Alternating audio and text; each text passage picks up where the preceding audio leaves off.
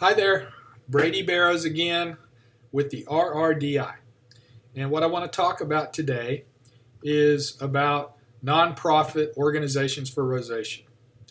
And what is your idea of a nonprofit? Or basically, what this is about is what do you think a nonprofit for rosacea should be doing?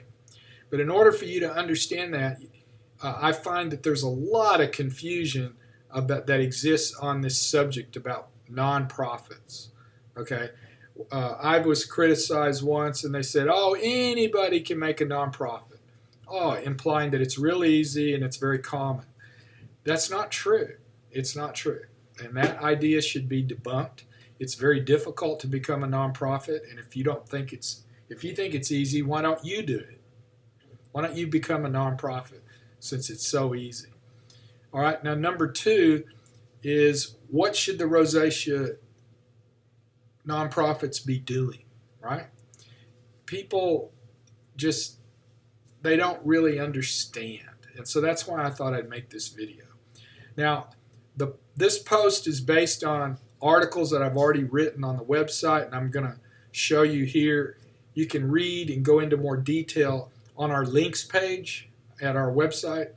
And if you scroll down to the bottom, you will see all the subjects about nonprofits that I have written and that I'm basing this video on. First off, you need to understand, when you say nonprofit, some people think, oh, they don't make any money. No, nonprofit organizations can make millions, not even billions of dollars. They make lots of money, okay? Nonprofits can make money, okay? But the deal is, here's the deal, because they're nonprofit, they don't pay any taxes to the federal government, okay? So that's what a nonprofit is. A real classic example of a nonprofit organization is the American Cancer Society. And we're talking about the group because there are a number of American Cancer Societies. Well, in 2005, you can read their Form 990. They received in revenue and donations about $1 billion, okay? And they spent, get this, $8 million on cancer research, okay? What did they spend most of the money on? Well, all you got to do is look, and it'll tell you what they spent their money on. They spent it mostly on salaries and compensation to officers, okay? So to put this into perspective, for every dollar that was donated to the American Cancer Society, less than a penny actually went to cancer research. Now, is that the way you think a nonprofit should work? I'll let you answer that question. This is typical of nonprofits. However, not all are that way. A good nonprofit for cancer is the Dana-Farber Cancer Institute. Read how they do it, and it's a lot better. So there are organizations that rate nonprofits, and you can get advice on who you should donate to. Another example is everybody thinks of United Way, right? It's a nonprofit, right? In 2018, they received $218 million in donations and revenue. The president and CEO of United Way, his name is Brian Gallagher, in 2018, he received a total of over $1 million in salaries and employee benefits and compensation, okay? $32 million was spent by the United Way on their employees and salaries that were for the organization workers. Okay, so that's just the way nonprofits work. Let's focus on nonprofit versus not-for-profit. There is a fuzzy line between these two, but they are different. Nonprofit versus not-for-profit. They the difference basically is a nonprofit is a 501c3. And guess what? They're tax deductible. When you donate to a 501c3, it's tax deductible on your income if you donate. The not-for-profits are those that are a 501c6. And basically what these are business leagues. The most famous 501c6s were the NFL, the National Football League, and Major League Baseball.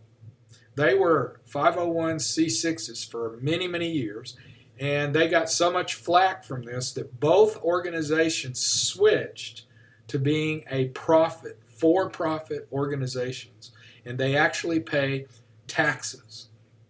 So kudos for the NFL and Major League Baseball. However, there are a lot of sports leagues and business leagues that are 501c6s, like the PGA or the PGA Tours. It's another nonprofit that's a 501c6. And here's a real good one, the American Medical Association or the American Dental Association.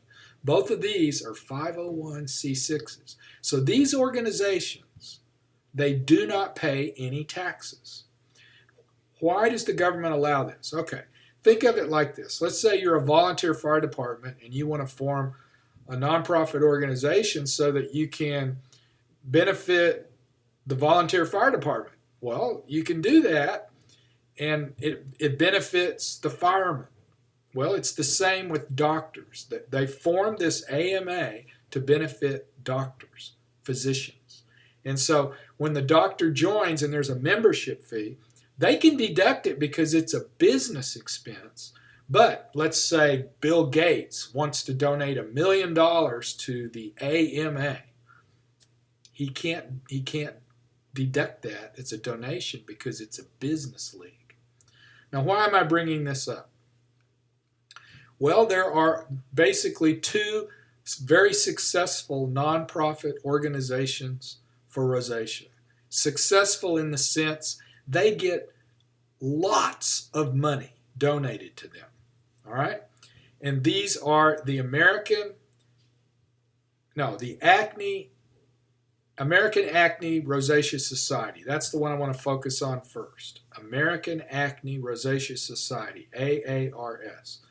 It was originally a 501c6 because it was formed to benefit dermatologists. Well, they switched a few years back to a 501c3 because they engaged in some research that benefited rosacea, right? And so that's to the public. So then they got switched.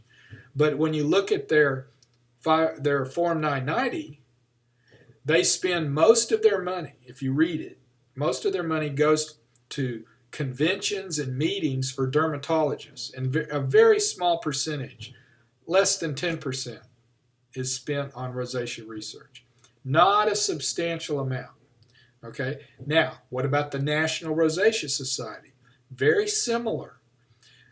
This organization is composed of dermatologists and businessmen, and the money that they spend mostly benefits businessmen and dermatologists. And yes, they engage in about 10% of their spending on rosacea research. And you could say that, rosacea patients benefit from this research. And that's how come they're tax deductible. They're a 501c3. But is that the way you think a nonprofit for rosacea should operate? That most of the money benefits dermatologists and businessmen? Or do you think that a nonprofit for rosacea should benefit those who suffer from rosacea? Well, that's what the RRDI is all about. However, for some reason, we're not getting any donations. But the NRS and the AARS, they get lots of donations. Primarily, guess who donates to those two organizations? Pharmaceutical companies. Do they benefit in some way? I leave that question to you.